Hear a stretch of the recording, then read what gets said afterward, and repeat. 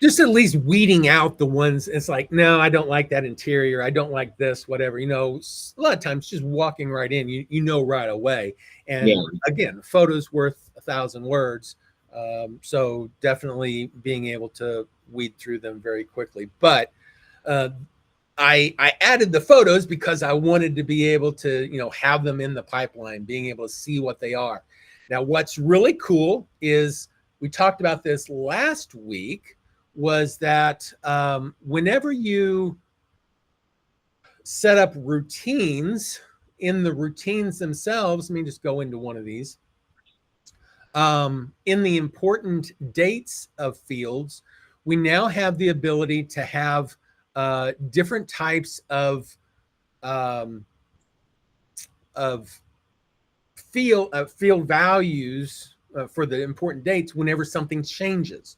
So actually, this one is not one that was changed, but let's say, for instance, let me take this one, John's house here, and I'm gonna bring it, unless I've done it before. I'm gonna bring it and put it into pending. Okay, so by putting it from active to pending, what I've done is I've changed the status.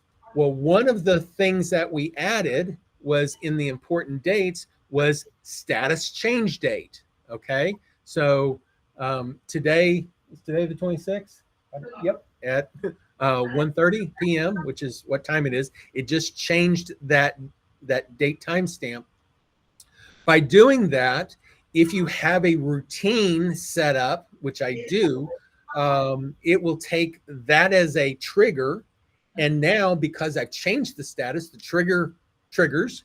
And if I go to the notes section on this, you'll see that the trigger was set up to add a note to the listing. Status changed to pending. It's just the note got added automatically because I set up the trigger. Now, that's not that useful. I mean, it's not bad to know that, but maybe it's a matter of starting other processes, lots of other actions, changing other dates, changing other fields.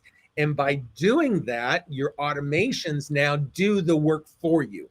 You're not having to spend as much time manipulating your database manually. You're letting it do the job for you. So each of those different fields in the listing details, the status field is the main thing that is a important date. But you can do the same thing in your contacts for the category, the stage, the milestone status. Those are all fields that can be done the exact same way. We talked about that last week as far as those important date change dates. But now we can just go through that process, change those statuses by dragging and dropping.